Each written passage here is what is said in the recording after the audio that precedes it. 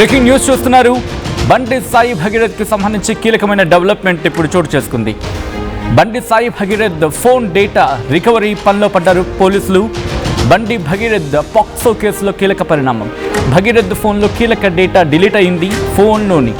ఐఫోన్లోని data వీడియోలు delete చేశాడు సాయి భగీరథ్.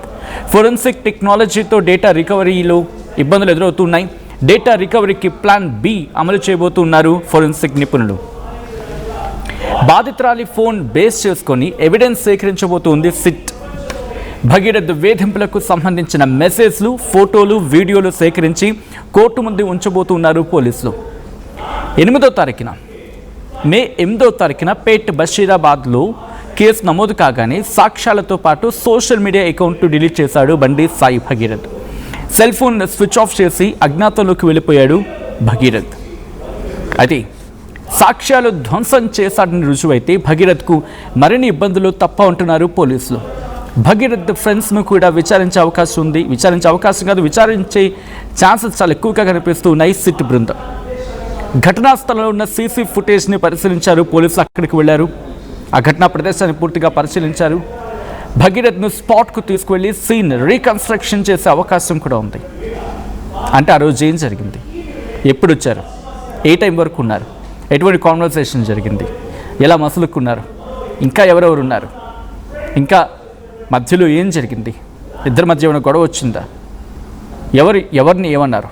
ఎందుకంటే ఆ రోజు 31 డిసెంబర్ అండ్ 1 జనవరి ఆ 2 రోజులు కూడా ఆ అమ్మాయి మీద అఘాయిత్యానికి పాల్పడ్డారు అనేది ఇక్కడ, ఇది నేనంటున్న మాట కాదు, వాళ్ళ మదర్ ఆ కంప్లైంట్ కాపీలో ఇచ్చిన, ఇదిగోండి ఈ 5 pages ఆఫ్ కంప్లైంట్ కాపీ దీంట్లోనే మెన్షన్ చేశారు ఆ 2 అంశాలను కూడా.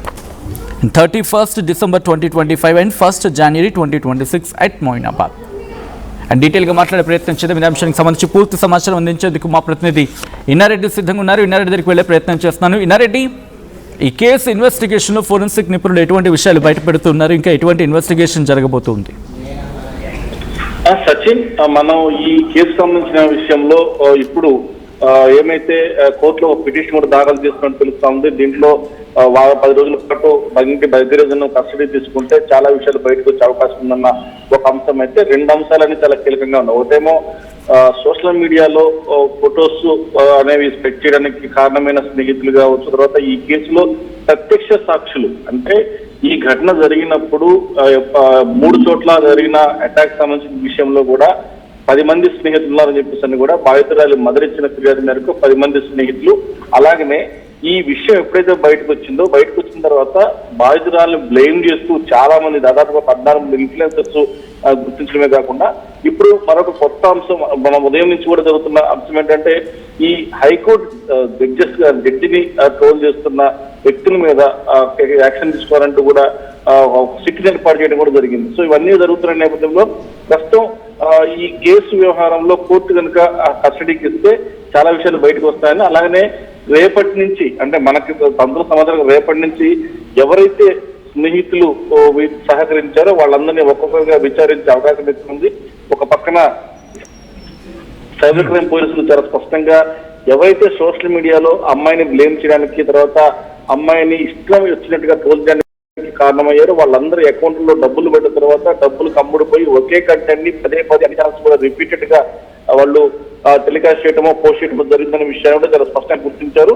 అది కాకుండా మనం గమనించవచ్చు సచిన్, దీంట్లో పోలీస్ యంత్రాంగం ఒక SOCA అనే ఒక టెక్నాలజీని వాడుతూ ఉంది. ఈ టెక్నాలజీ ఏంటంటే, ఎక్కడైనా సరే సోషల్ మీడియాలో కావచ్చు, ఫేస్బుక్ కావచ్చు, ఇన్స్టాగ్రామ్ కావచ్చు, ఎక్స్ కావచ్చు, యూట్యూబ్ కావచ్చు, దీంట్లో ఎవరైనా సరే అన్సీన్ కంటెంట్ కానీ, తర్వాత దీంట్లో మత విద్వేషాలకు సంబంధించిన కంటెంట్ కానీ పోస్ట్ చేసినప్పుడు మనం ఏదైనా ఒక కేటగిరీ ఇస్తే ఆ కేటగిరీలో ఎవరైనా కంటెంట్ పోస్ట్ చేసినట్టు తెలియగానే ఇమ్మీడియట్ గా ఆ వాట్సాప్ గ్రూపులు కానీ, తర్వాత వీడియోలు కానీ, తర్వాత ఆ పోస్ట్ కానీ ట్రాక్ చేసి వాళ్ళని ట్రాక్ చేసిన తర్వాత ఆ కంటెంట్ ని కూడా గుర్తించే ఒక టెక్నాలజీని కూడా ప్రస్తుతం పోలీసులు ఉపయోగిస్తా ఉన్నారు. ఇది చాలా ఈజీ. అంటే కొంతమంది సిస్టమ్ మీద కూర్చొని ఎవరు ట్రోల్ చేస్తున్నారు, తర్వాత ఎక్కడి నుంచి పోస్ట్ చేస్తున్నారు, తర్వాత వాళ్ళ లొకేషన్ నుంచి IP అడ్రస్ ట్రాక్ చేయడంలో భాగంగా మాన్యువల్ కంటే కూడా ఆటోమేషన్, అంటే ఏ టెక్నాలజీ తోటి వీళ్ళు SOC అనే ఒక టెక్నాలజీని వాడుతున్న నేపథ్యంలో ఈ టెక్నాలజీ ద్వారా చాలా విషయాలు బయటకు చెందుతారు మనం గమనించవచ్చు. ఇప్పటికే మనకు బండి భగీరథకు సంబంధించిన మొబైల్ ఇప్పటికే ఫోరెన్సిక్ ల్యాబ్ లో ఉంది. అంటే అది ఆ మొబైల్ కాకుండా ఇంకా 2 మొబైల్స్ ఉండే అవకాశం ఉంది. అంటే యాక్చువల్ గా లీగల్ అడ్వైజర్ సహాయం కారులో వెళ్తున్నాడు కాబట్టి క్లీన్ ప్లాంట్ గా ఉంటాడు కాబట్టి మొబైల్ సీజ్ చేస్తారు, మొబైల్ డేటా కూడా తీసుకునే విషయం వాళ్ళ కాన్షియస్ ఉంది. సో ఆ ఇచ్చిన మొబైల్లో డేటా ఉండే అవకాశం లేదేమో అని చెప్పి అనుమానం. దాని సమస్య మీద డేటా కూడా ట్రాక్ చేసి తెలుస్తా ఉంది. మరికొన్ని మొబైల్స్ కూడా ఉన్నాయని చెప్పిన అనుమానంతో ఖచ్చితంగా మరోసారి పోలీస్ యంత్రాంగం మన బండి భగీరథకు సంబంధించిన ఇంట్లో కావచ్చు, తర్వాత స్నేహితులలో కావచ్చు తనిఖీలు చేసే అవకాశం అయితే ఉంది. మొత్తం మీద ఇప్పుడున్న సినారియోలో రేపటి నుంచి కానీ తర్వాత దీంట్లో ఇన్వాల్వ్మెంట్ ఉన్న ఇక్కడ ఒక క్వశ్చన్ రైజ్ అవుతుంది. దట్టు ఒక సెంట్రల్ మినిస్టర్ కొడుకు, central minister in the sense ఆయన కేంద్ర హోంశాఖ సహాయ మంత్రిగా ఆయన తండ్రి ఉన్నారు కాబట్టి ఆ డేటా ట్యాంపరింగ్ జరిగి ఉండొచ్చు అనే క్వశ్చన్ రైజ్ అవ్వచ్చు. సో దీనికి సంబంధించి ఎందుకంటే ఈ ఆరోపణ కావచ్చు, నింద కావచ్చు, వాట్ ఇట్ మే బి, అది పోలీసు మీద వెళ్ళే అవకాశం ఉంటుంది కాబట్టి ఆ ఇబ్బంది లేకుండా అంటే డేటా ఎక్కడ డిలీట్ కాలేదు, లేకపోతే ఆ డేటాకు సంబంధించి కంప్లీట్గా కోర్టు ముందు ప్రొడ్యూస్ చేసేందుకు ఎటువంటి వ్యూహంతో వెళ్తున్నారు? ఒకవేళ బండి భగీరథకు సంబంధించి ఆ ఫోన్లో కావచ్చు, లేకపోతే గ్యాడ్జెట్స్లో డేటా మిస్ అయితే ప్లాన్ బి కాకుండా ప్లాన్ సి కూడా ఏమైనా ఉందా? అండ్ ప్లాన్ బిలో ఏమనుంది, ప్లాన్ సిలో ఏమనుంది, అండ్ అమ్మాయికి సంబంధించిన డేటా రికవరీ చేస్తున్నారనేది తెలుస్తున్నమాట. ఇప్పుడు ఎటువంటి వ్యూహం ఉంది ఇన్నారెడ్డి? దీంట్లో మనం ప్రధానంగా గుర్తించాల్సింది ఏదైనా ఒక ఇన్వెస్టిగేషన్ ప్రాసెస్ జరుగుతున్న క్రమంలో మొట్టమొదటిగా అతని మొబైల్ సీజ్ చేయడం జనరల్ గా జరిగే ప్రాసెస్. సో మొబైల్ సీజ్ చేస్తారన్న కాన్షియస్ ఆల్రెడీ వాళ్ళకు ఉంది కాబట్టి దాంట్లో డేటా ఉండే అవకాశం లేదు, సెన్సిటివ్ డేటా ఉండే అవకాశం లేదన్న కాన్షియస్ గా పోలీసులకు ఉంది. సో లీగల్ ప్రొసీడింగ్స్ ప్రకారం మొబైల్ సీజ్ చేయాలి కాబట్టి మొబైల్ సీజ్ చేస్తే డేటాను రికవర్ చేయడమే కాకుండా ఇంకో విషయం గుర్తుపెట్టుకోవాలి. బండి భగీరథకు సంబంధించిన సోషల్ మీడియాకు సంబంధించి అతను వాడుతున్న సోషల్ మీడియా అకౌంట్స్ మీద ఫోకస్ పెట్టడం, స్నేహితుల అకౌంట్స్ మీద ఫోకస్ చేయడమే కాకుండా టోటల్ గా అతను ఎంత మందితోటి కంటిన్యూ కాంటాక్ట్ ఉండడం దాని మీద ఇప్పటికే కాల్ డీటెయిల్స్ కూడా తెప్పి చెక్ చేసే విషయం కూడా మనకు తెలిసింది. ఇది కాకుండా ప్రధానంగా దీంట్లో మనం గమనించాల్సిన విషయం ఏంటంటే అంటే ఇప్పుడు ప్లాన్ ఏ ప్రకారం మొబైల్ ఇస్తారు, సీజ్ చేస్తారంటే మీరు చెప్పినట్టు ప్లాన్ బి ప్రకారం ఏముంటుందంటే ఏదైనా సరే ఒక మీడియాలో ఒక పోస్ట్ అయిందంటే ఏ ఐపీ అడ్రస్ నుంచి పోస్ట్ అయింది కూడా కనుక్కోగల టెక్నాలజీ ఉంది. సో ఈ మొబైల్ నుంచి కనుక పోస్ట్ అయి ఉంటే ఖచ్చితంగా తెలిసిపోద్ది. సో ఆ మొబైల్ అనేది, తర్వాత ఐపీ అడ్రస్ అనేది, తర్వాత ఏ ఐఎంఈ నెంబర్ నుంచి పోస్ట్ అయింది కూడా ఈజీగా ఫైండ్ అవుట్ అవుతుంది. సో ఒకవేళ షేర్ అయినా అంటే ఒకవేళ బండి భగీరథే పోస్ట్ చేయాల్సిన అవసరం లేదు, బండి భగీరథే దీంట్లో డైరెక్ట్ ఇన్వాల్వ్ అవసరం లేదు. తన మొబైల్ నుంచి తన స్నేహితులకి వెళ్ళడం కానీ తన స్నేహితుల అకౌంట్ లో నుంచి ఈ వీడియోస్ కానీ ఫొటోస్ కానీ షేర్ చేయడం కానీ జరిగే అవకాశం ఉంది. ఆ ఈమెయిల్ నెంబర్ ప్రకారం తర్వాత ఐపీ అడ్రస్ ప్రకారం ట్రాక్ చేయడానికి కూడా పగడ్బందీగా ప్లాన్ బితో కూడా చాలా స్పష్టంగా ముందుకు పోతున్నారు.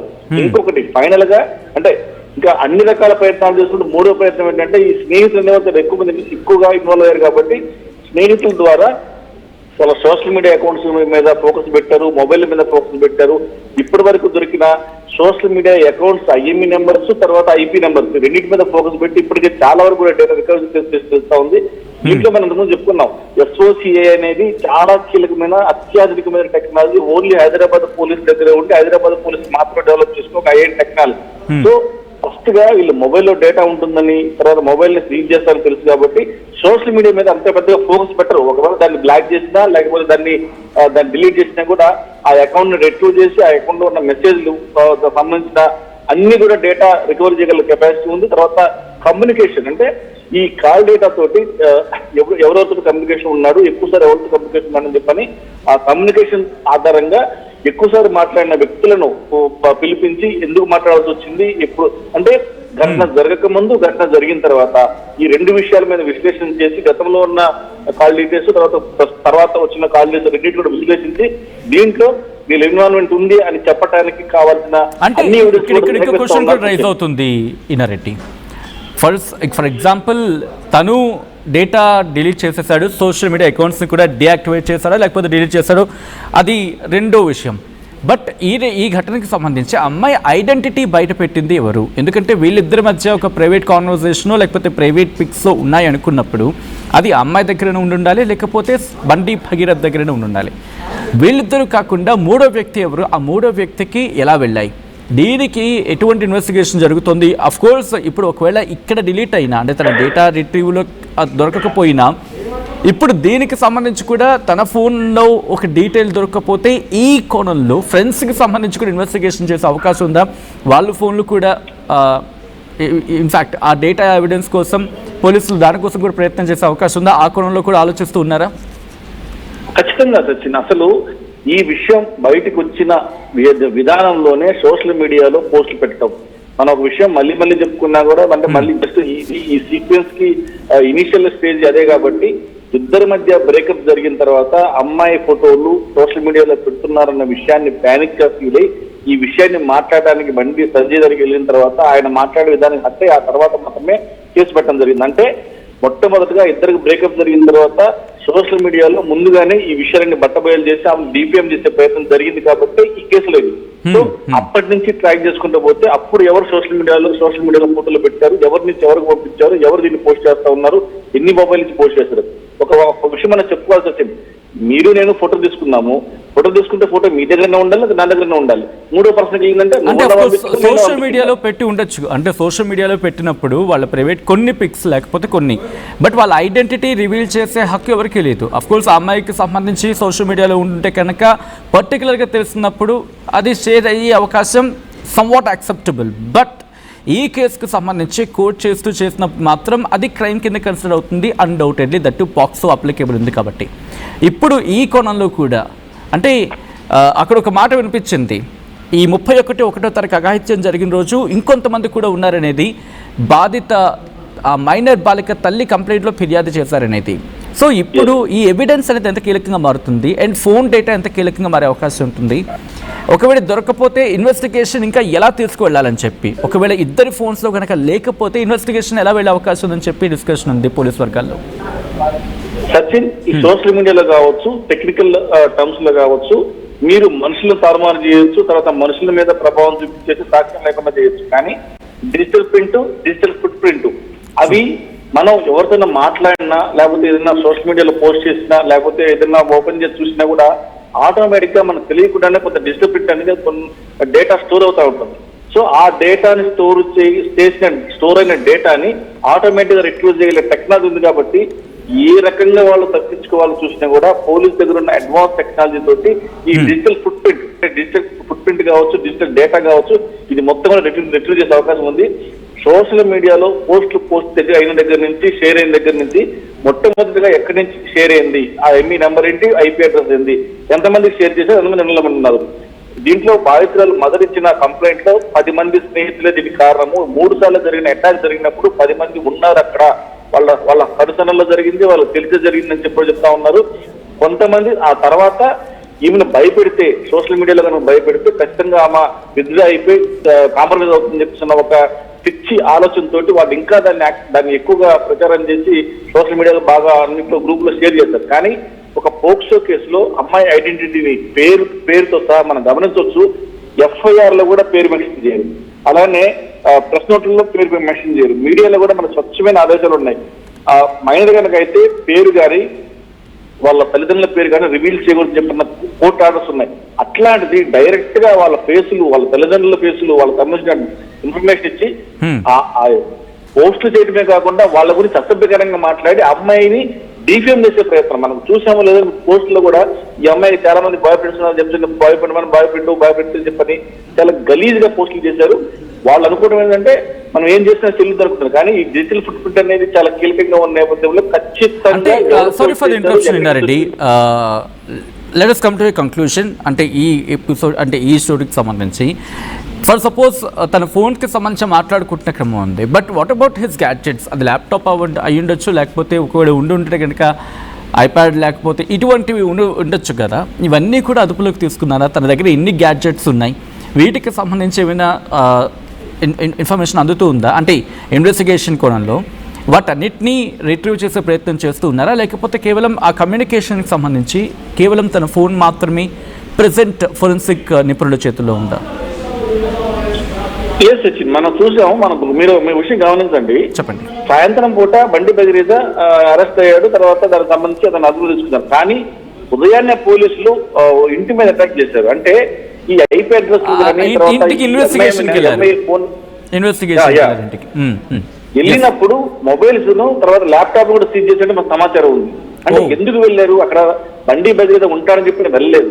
ఈ టెక్నికల్ ఎవిడెన్స్ సేకరించడంలో భాగంగా ఏ లొకేషన్ నుంచి అయితే ఫోన్ ఆపరేట్ చేశారు, ఏ లొకేషన్ నుంచి అయితే ల్యాప్టాప్ ఆపరేట్ చేశారు అన్నప్పుడు బండి సంజయ్ ఇల్లు వచ్చింది కాబట్టి ఆ ఇంట్లోకి వెళ్ళి సెర్చ్ చేసినప్పుడు ఇవన్నీ దొరికినాయి. అలానే వాళ్ళ మేనవిండో సెర్చ్ చేశారు, ఇంకా కొన్ని స్నేహితులు కూడా సెర్చ్ చేసి చాలా మొబైల్స్, చాలా ల్యాప్టాప్స్ కూడా సీజ్ చేసి